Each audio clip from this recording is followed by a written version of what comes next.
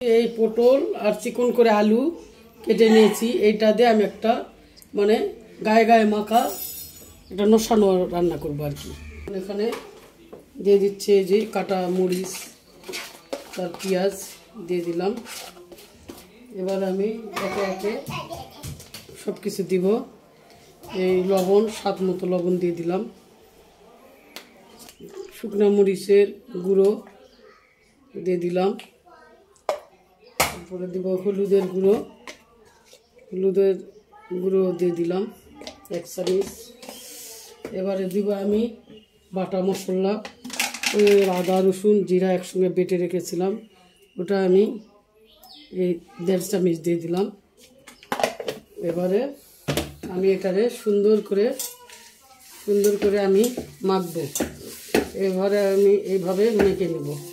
তেল দিয়ে দিব।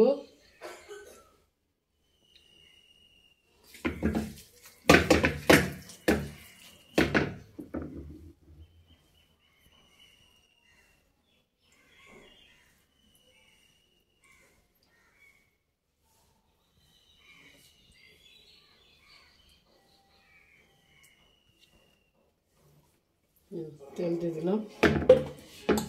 তেল দিয়ে এটা সুন্দর করে এইভাবে মেখে একদম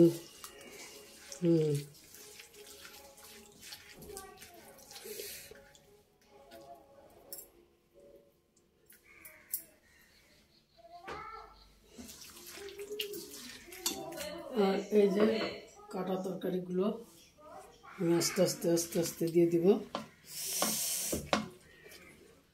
দিয়ে কিছুক্ষণ করে এভাবে মেখে নিব।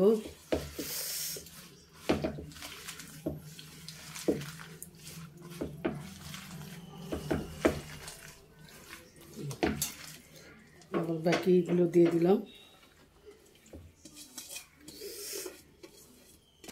এইভাবে মেখে একদম আউলায় নিব তরকারিটা। এটা খেতে মানে মেখে দেওয়া তরকারি সবচেয়ে বেশি মানে মজা লাগে, খেতেও ভালো লাগে। দেখছেন আমি এইভাবে মেখে সুন্দর করে আউলায় নিচ্ছি।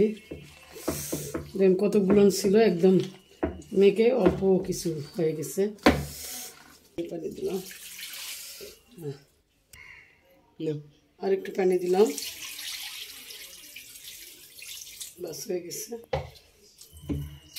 পানিটাই বসিয়ে দিলাম।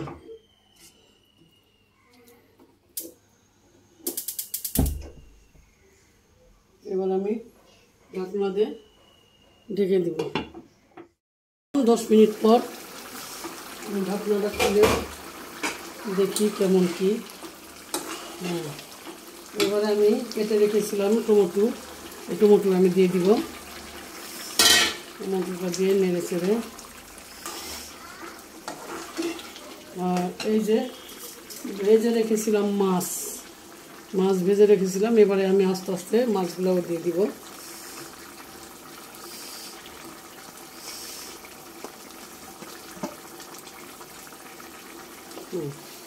মাছগুলোও দিয়ে দিলাম।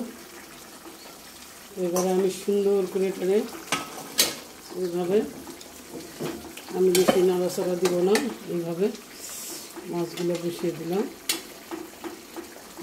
এবারে আমি ঢেকে দিব।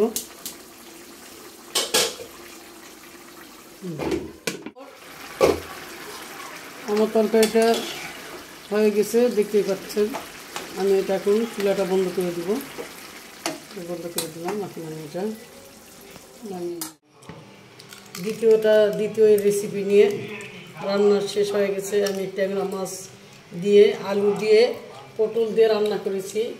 আর দেখতে পাচ্ছেন তরকারিটা দেখতে কত সুন্দর। আর নিশ্চয়ই তরকারিটা দেখে দিলে আপনাদের লোভ হয়, অবশ্যই আমার বাড়িতে আসবেন। না আসলে কিন্তু খেতে পারবেন না। ঠিক আছে, ভালো থাকবেন, সুস্থ থাকবেন। আল্লাহ হাফেজ।